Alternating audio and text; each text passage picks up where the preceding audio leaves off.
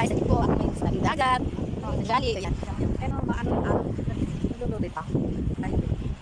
Yan, sa tabing dagat po kami ngayon. Parang pinalik ko ba? Ay, sarap maligo, diba? Kaso, ano eh. Yan. Madumi yung dagat. Kaya hindi maka... Ang lamig. Kahit na araw, malamig pa rin ang hangin. Sobrang lamig, diba? Ang ganda dito. Dito po kami sa Shali. Ate, ito na tayo doon. Guys, sa likod po ito ng aming bahay dito, sa Quiet. Ito.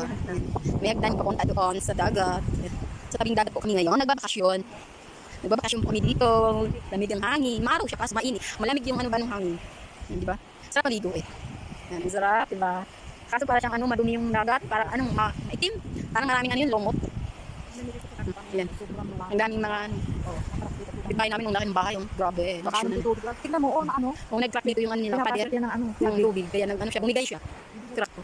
Alam, sayang talaga oh. Nag-crack talaga siya. Diba guys, ang ganda. Dito naman tayo, punta naman kami sa harapan guys. Dito naman kami sa harapan, tapos naman kami sa likod. Sa harap naman kami ng bahay. Makikita nyo ang halapan namin dito kasi ang daming mga halaman, iba-iba siyang ano, mga bulaklak. Ang dami dito silang kalachuchi. Gusto talaga nila yung kalachuchi, yung bulaklak na puti. Ay, bagong biliyak. Tingnan mo yung mustasa, yung tanim ng yung ano namin dito, nagbabantay dito, may mga tanim ng mustasa. Tingnan mo, ang tataba, diba? Kaninang umaga dito kami nagkuha, ginulay po namin yan, nagtaba ng mustasa. Yung ano, yung kamatis, ang dami, yung tomato ba, at saka, oo, ayan. Ano, yan ang tanim namin, diba? Yung ginulay namin ng mustasa, ang lalaki na, tataba. Tingnan mo, ano na yung aming tomato, diba? Oh, ito na kami, oh. Fresh na fresh, lalo na ito, diba? Taba, ang tataba niya.